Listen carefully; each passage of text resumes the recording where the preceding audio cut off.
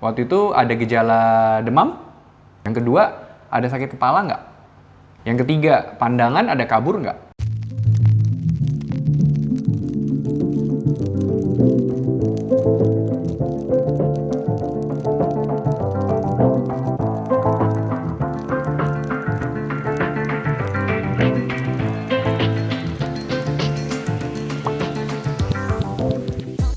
Halo Millennials, kembali lagi di video YouTube kita hari ini bersama saya Dr. Gary dan Mice. Dan hari ini kita akan bahas khusus seputar efek samping dari penggumpalan darah dari vaksin AstraZeneca yang pertama. Nah, kalau di video yang sebelumnya kita kan sudah post kalau waktu itu Mice sempat mendapatkan vaksin AstraZeneca di sentra vaksinasi yang ada di daerah dekat rumah kita. Nah, kalau saya memang kebetulan karena tenaga medis, saya dapat duluan. Di saat itu hanya vaksinnya Sinovac. Lalu waktu itu saya udah 2 kali, dan Millennials juga bisa cek link di atas. Kalau saya udah 2 kali divaksin, sudah infokan efek sampingnya apa aja. Nah, hari ini, karena waktu itu saya sudah pernah post juga sebelumnya, tentang gejala apa saja yang bisa kita pantau dalam 20 hari ke depan setelah mendapatkan vaksin AstraZeneca, sekarang kita bisa langsung tanya nih sama Mice, karena dia dapat vaksin AstraZeneca. Yes. Jadi bukan gara-gara saya ngomongin AstraZeneca, lalu saya dapat Sinovac, lalu yang lain biar AstraZeneca aja gitu, biar amit-amit kenapa-kenapa gitu ya. Tapi ini istri saya sendiri pun juga mendapatkan vaksin AstraZeneca yang mungkin Millennials cap itu sebagai vaksin yang berbahaya, yang bisa bikin ini itu, penggumpalan darah, sampai akhirnya banyak banget tuh yang komen panjang lebar di YouTube video yang sebelum-sebelumnya. Oke? Nah, kita bisa langsung tanya nih sama Mice, efeknya apa aja sih yang terjadi? Yang pertama, waktu itu kan kalau misalnya habis vaksin AstraZeneca, waktu itu ada gejala demam? Yes, jadi 1 hari setelahnya. Jadi kita juga sempat bahas di video yang saya divaksin AstraZeneca, itu saya bahas 24 jam setelah vaksin itu efek yang dirasakan apa aja. Nah, waktu itu kita, Gary temenin aku vaksin tanggal 11 Juni. 11 Juni. Hari ini udah tanggal 4 Juli, jadi udah 20 harian lebih ya.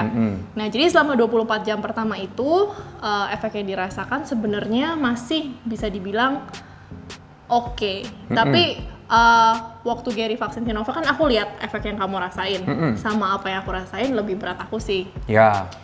Jadi waktu itu kan kamu kalau Sinovac itu ngantuk, terus cuma lapar gitu ya. Nah, kalau aku itu rasanya meriang, malamnya itu nggak bisa tidur karena kedinginan, sampai pakai kaos kaki.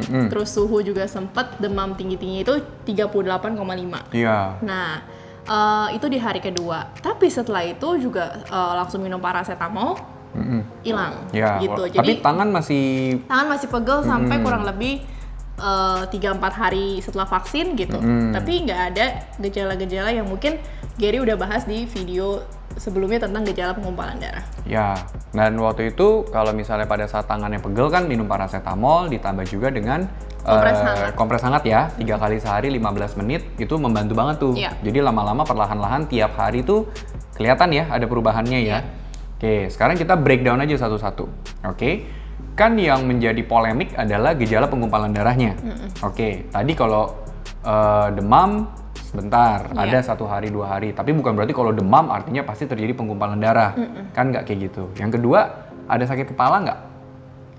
Sakit kepala kalau misalnya skala dari 1 sampai 10, mungkin sakitnya di 4. Di 4, oke. Kalau saya. Ya, dan juga ini riwayatnya memang Mice tuh jarang banget ya sakit kepala sebetulnya. Jadi ini memang bisa dikategorikan memang murni karena setelah divaksin, efek samping yang muncul itu sakit kepalanya karena efek dari vaksinnya. Yeah. Oke, tapi bukan berarti kalau ada demam sehari lalu ada sakit kepala yang intensitasnya hanya 4 dari 10, itu udah langsung dibilang, oh ini penggumpalan darah. Nggak secepat itu. Yeah. Yang ketiga, pandangan ada kabur nggak? Nggak ya? Nggak. Bukan, sama sekali nggak sih? Ya, walaupun misalnya mata kita ada minus gitu ya, bukan berarti pandangan kaburnya itu menyatakan kalau kita ada penggumpalan darah. Harus lebih kabur yang cukup signifikan daripada yang biasanya. Dan itu nggak ada ya. Oke, lalu yang keempat, sesak napas ada nggak? Nggak. Nggak ada. Terus yang kelima biasanya ada muncul lebam-lebam biru-biru di kulit. Enggak. Nggak ada Bahkan juga. kayak di tempat suntikan cuma satu titik merah bekas jarum suntikan doang sih, Ya. nggak ada biru, nggak ada. Oke, lalu yang kelima ada kaki bengkak sebelah, mungkin kaki kanan atau kiri, nggak ada kan? Jadi sebenarnya kalau bisa dilihat selama perjalanan dari vaksin AstraZeneca dari pertama sampai hari ke-20 itu sebenarnya tidak terlihat ada efek samping yang mengarah ke arah penggumpalan darah untuk mice. Iya, Betul ya? puji Tuhan. Jadi puji Tuhan. Nah, pertanyaannya adalah gini, mungkin ada banyak millennials yang bertanya, kalau misalnya dosis pertama, kita kan pantau nih sampai 20 hari ke depan.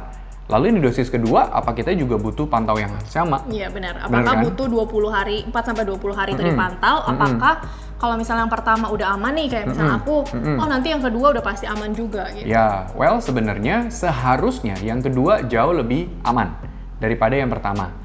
Karena di dosis yang pertama, badan kita itu antibodinya lagi bener-bener meresponi banget si vaksinnya sehingga muncul akan ada gejala-gejala yang lebih terasa dibandingkan dengan vaksin yang kedua. Iya. Memang ada juga sih yang vaksin kedua mereka jadi lebih berasa daripada yang pertama, tapi porsinya tuh biasanya lebih banyak yang pertama yang lebih banyak gejala daripada yang kedua. Lalu kalau misalnya tetap nggak kita perlu pantau gejala penggumpalan darah itu di vaksin dosis yang kedua, jawabannya tetap perlu. Oke. Karena penggumpalan darah itu bisa terjadi di dosis pertama maupun di dosis kedua.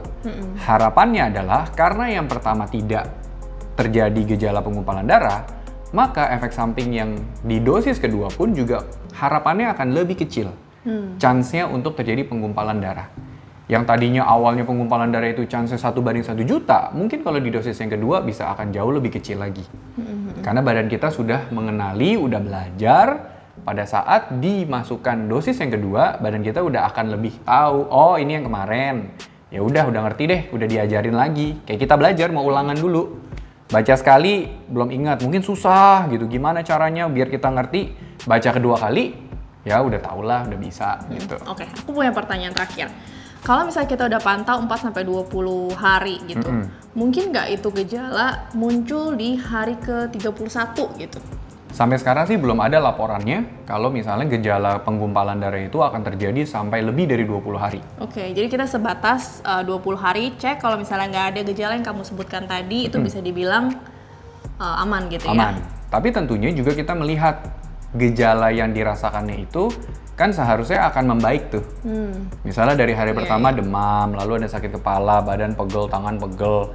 Nah, seiring dengan berjalannya hari-hari itu, kalau gejalanya itu berkurang terus, berarti artinya itu progressingly good. Oke. Tapi mungkin banyak juga yang komen di YouTube kalau misalnya udah hari pertama nggak enak, lalu hari kedua nggak bisa bangun, hari ketiga makin sakit kepala, makin muntah, itu malah diteruskan tapi tidak berobat, itu malah jadi salah besar. Dan mungkin jadinya malah jadi berlarut-larut, penyakitnya jadi tambah nggak enak, mungkin kalau ada penggumpalan darah dia lebih banyak yang numpuk, sehingga menimbulkan gejala yang makin nggak enak, dan mungkin bisa akan mengancam nyawa nantinya. Iya. Jadi pesannya adalah, kalau memang gejalanya membaik, ya sudah. Tapi kalau gejalanya itu makin tidak enak, tolong segera berobat. Mungkin kalau punya kenalan dokter bisa WhatsApp, kalau misalnya bisa ada dokter yang terdekat, bisa langsung kontak, berobat, diperiksakan, supaya memang yakin nih. Kalau memang kita ada nggak gejala ke arah penggumpalan darah, dan kalau ada bisa segera diobati. Karena penggumpalan darah itu bisa diobati dan bisa sembuh, hilang sama sekali. Iya. Efek dari vaksin ya, terutama untuk yang kita ngomongin hari ini ya. Gitu. Oke. Sip. Lalu, jadi kalau millennials masih ada pertanyaan, bisa share, komen di bawah ini sebanyak-banyaknya, dan kita akan coba bahas pertanyaan-pertanyaan itu. Mungkin kalau kita nggak bisa jawabin satu-satu, mungkin kita bisa akan buat videonya lagi untuk bisa menjelaskan secara umum. Thank you so much untuk supportnya untuk kita sampai hari ini, karena kita terima lumayan banyak komen. Kita juga ngerasa senang bisa membantu ya. Jadi semoga video-video yang kita bikin juga bisa terus ngebantu millennials di luar sana yang lagi mungkin bingung atau nggak tahu harus gimana, terutama lagi di era COVID ini. Semoga dengan kita bikin video ini bisa kita bantu dan juga makin semangat semuanya. Yes, jadi jangan lupa like, Subscribe. lalu share sebanyak-banyaknya, and stay Stay safe. safe.